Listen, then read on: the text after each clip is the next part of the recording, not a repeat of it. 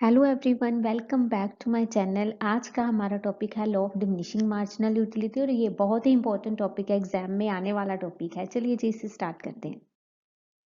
Law of diminishing marginal utility.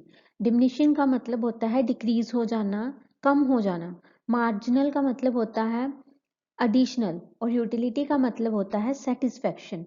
जब additional satisfaction कम हो जाती है, it is an important law of consumption. ये कंजप्शन का इम्पोर्टेंट लॉ है। इसे एच गूसन ने 1854 में फॉर्मुलेट किया था, जिसे गूसन्स फर्स्ट लॉ ऑफ कंजप्शन भी बोलते हैं। ये लो क्या कहता है?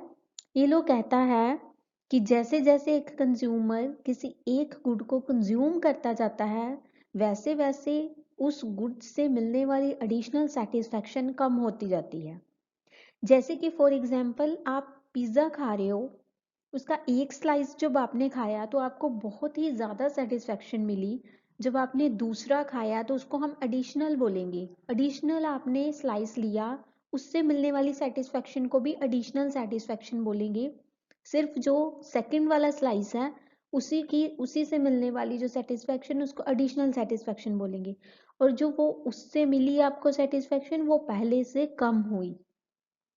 जब आपने थर्ड स्लाइस ऑफ पिज़्ज़ा लिया तब आपको सेकंड से भी कम सेटिस्फैक्शन मिली। जब आपने फोर्थ स्लाइस ऑफ पिज़्ज़ा खाया, इस टाइम पे आप पूरी तरह से आपका पेट भर चुका है, फिर भी आप फोर्थ स्लाइस ऑफ पिज़्ज़ा ले रहे हो, उस टाइम पे आपको उस थर्ड वाले से भी कम सेटिस्फैक्शन मिलती जा रही है।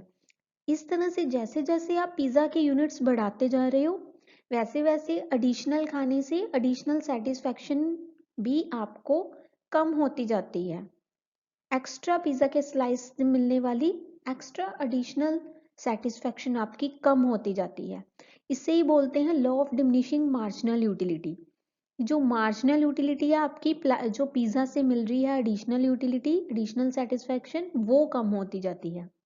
और ये ऐसे ही होता है अगर आप कोई भी चीज़ खा रहे हो, ये हर किसी चीज़ पे अप्लाई होती है कि जैसे जैसे आप एडिशनल यूनिट्स लेते जाओगे, उस एडिशनल यूनिट से मिलने वाली सेटिस्फैक्शन भी आपको जो है सेटिस्फैक्शन वो पहले से कम लगेगी।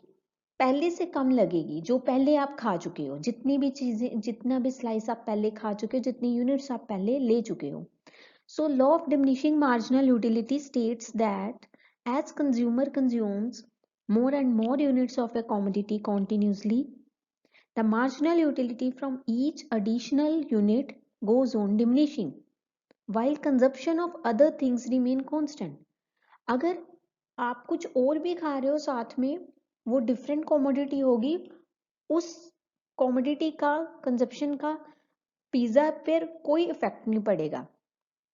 कंजप्शन पिज़्ज़ा की कंजप्शन डिफरेंट है होगी, और अगर आप कोई और चीज़ साथ में खा रहे हो तो उसकी कंजप्शन डिफरेंट होगी। हम सिर्फ पिज़्ज़ा को कंसीडर कर रहे हैं तो पिज़्ज़ा की कंजप्शन लेंगे, बाकी कंजप्शन कांस्टेंट होगी। That is why it is also called, इसे fundamental law of satisfaction, basic law of satisfaction भी बोला जाता है, और इसे फंडामेंटल साइकोलॉजिकल लॉ भी बोला जाता है। assumptions of this law. Diminishing marginal utility की कुछ अजम्पशंस हैं इस लॉ की। इसमें हम अज्यूम करके चल रहे हैं कि कुछ चीज़ें हम कांस्टेंट ले रहे हैं। सबसे पहली अजम्पशन ये है कि कंज्यूमर रैशनल है, वो समझदार है, इसीलिए वो चाहता है कि उसे लिमिटेड इनकम से मैक्सिमम सेटिस्फैक्शन मिले। सेकेंड अजम्पशन है utility can be measured in cardinal numbers.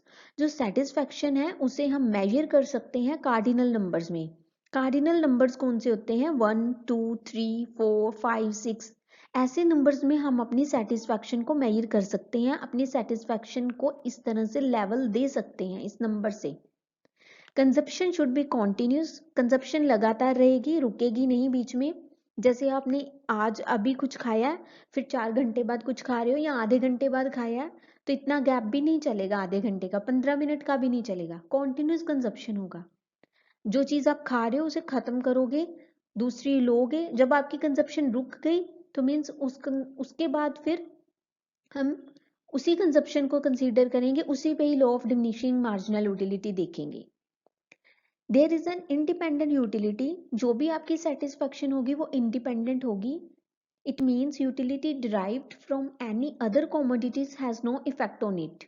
It means अगर आप कोई और commodity खा रहे हो तो उससे मिलने वाली जो आपकी satisfaction है वो पहले वाली satisfaction को बिल्कुल भी इफेक्ट नहीं डालेगी। हर एक कॉमोडिटी की अपनी अपनी सेटिस्फैक्शन को ही कंसीडर किया जाएगा। हर एक कॉमोडिटी की अपनी अपनी सेटिस्फैक्शन इंडिपेंडेंट सेटिस्फैक्शन है और एक एक कॉमोडिटी की अपनी अपनी सेटिस्फैक्शन ली जाएगी।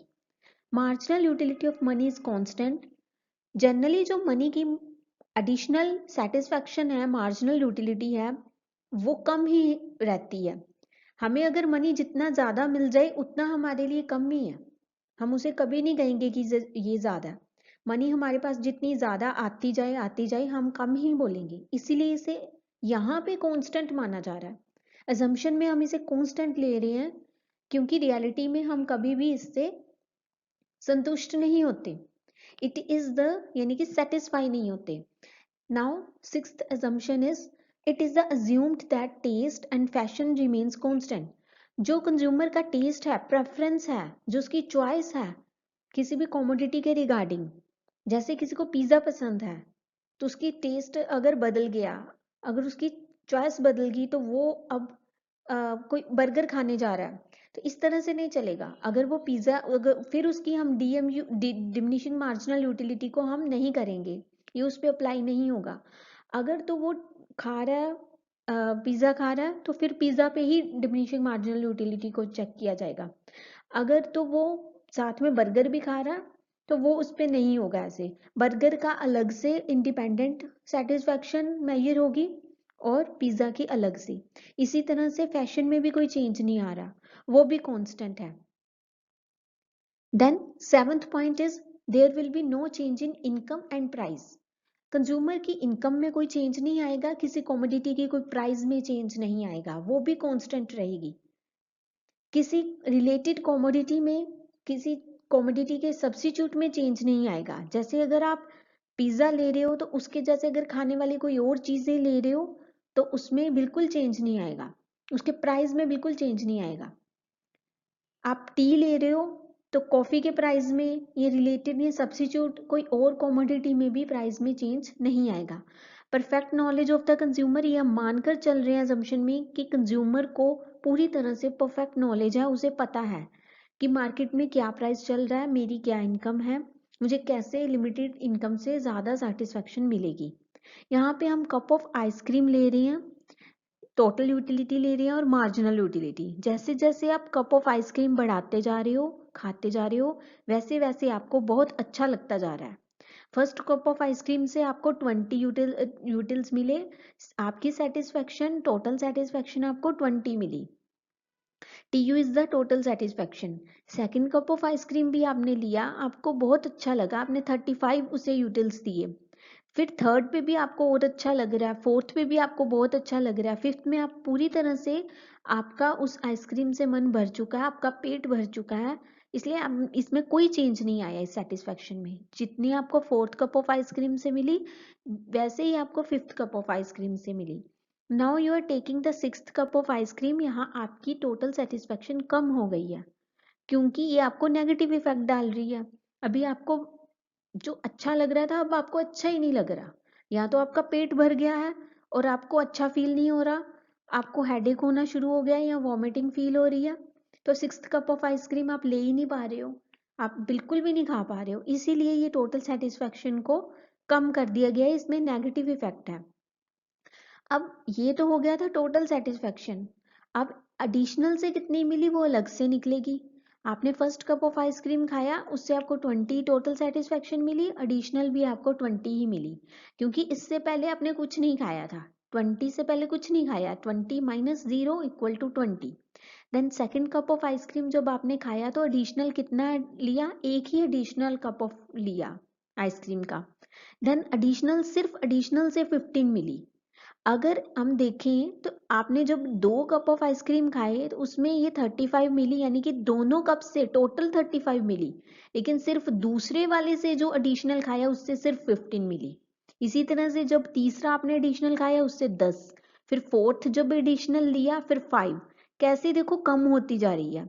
फिर फिफ्थ भी ये बिल्कुल ज़ीरो हो चुकी है क्योंकि आपकी टोटल सेटिस्फेक्शन 50 हो गई थी, वो सेम ही थी, वो मैक्सिमम थी, इसीलिए आपकी मार्जिनल यूटिलिटी जो है यहाँ पे बिल्कुल ज़ीरो हो चुकी है।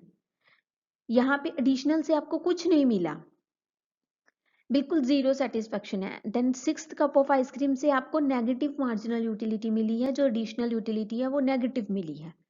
यहाँ पे आपको ज़ीरो से भी कम सेटिस्फेक्शन फील हो रही है। और ये इसका डायग्राम है, इसमें हम ले रहे हैं एक्स एक्सिस में कप ऑफ आइसक्रीम, और यहाँ पे भी ये दोनों डायग्राम जो है साथ साथ बनेंगे। यहाँ पे भी एक्स एक्सिस में हम कप ऑफ आइसक्रीम ले रहे हैं 1 2 3 4 5 6 एंड 1 2 3 4 5 6। इस डायग्राम में हमने यहाँ ली है टोटल यूटिलिटी, और इस डायग्राम में हमने यहाँ ली है मार्जिनल यूटिलिटी। टोटल यूटिलिटी को यहाँ प्लॉट करेंगे, मार्जिनल यूटिलिटी को इस डायग्राम में प्लॉट करेंगे। जैसे जैसे हम देखिए फर्स्ट कप ऑफ आइसक्रीम से हमें टोटल 20 यूटिलिटी मिली और 20 ही marginal. First cup of ice cream में हमें 20 टोटल यूटिलिटी मिल रही है, और यहाँ पे भी हमें फर्स्ट कप ऑफ आइसक्रीम में मार्जिनल यूटिलिटी भी 20 मिल रही है। Then second cup of ice cream में 35 टोटल यूटिलिटी मिल रही है, यहाँ 35 है, और मार्जिनल यूटिलिटी हमें 15 मिल रही है। इसी तरह से हमें थर्ड कप ऑफ आइसक्रीम में 45 मिल रही है, और यहाँ पे हमें मिल रही है 10। ऐसे करते करते ये यहाँ पे मैक्सिमम पॉइंट पे आ गया है। हम ये सारी के सारे पॉइंट्स ज्वाइन कर देंगे और ग्राफ बना लेंगे, और यहाँ भी मार्जिनल के सारे पॉइंट्स ज्वाइन कर देंगे।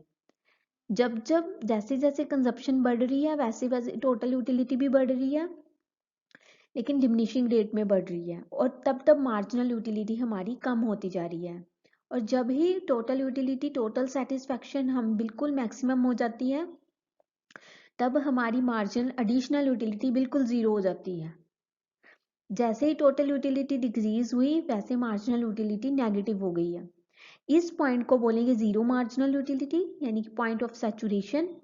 और ये जो पॉइंट है जहाँ पे ये ज़ीरो लाई कर रहा है एमयू का, यहाँ पे टी यू मैक्सिमम है, और T U is a point, this is the point of full satisfaction.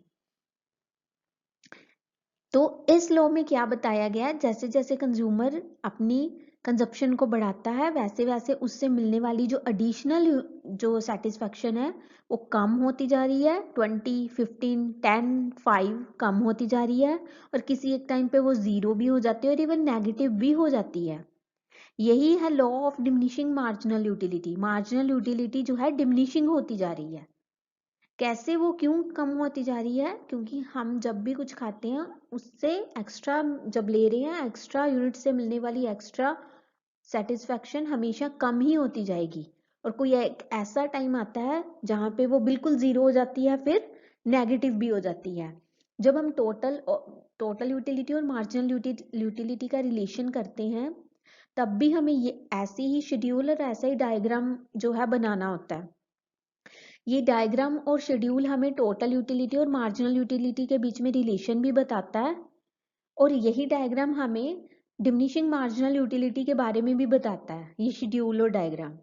सो जब डिमिनिशिंग मार्जिनल यूटिलिटी का क्वेश्चन एग्जाम में आए तब आपको अजम्पशंस के साथ ही शेड्यूल और डायग्राम बनाना है, और अगर आपको टोटल यूटिलिटी और मार्जिनल यूटिलिटी का रिलेशन ही आए तब आपको टोटल यूटिलिटी के आपको मीनिंग बताना है, मार्जिनल यूटिलिटी का मीनिंग बताना है, और ये डायग्राम और शेड्यूल उसी में उसमें भी बनाना है आपको, और एक्सप्लेन भी करना है।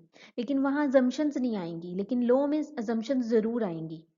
ऐसा क्वेश्चन भी एग्जाम में आता है कि law of diminishing marginal utility को एग्जाम्पल के साथ जो है एक्सप्लेन करिए।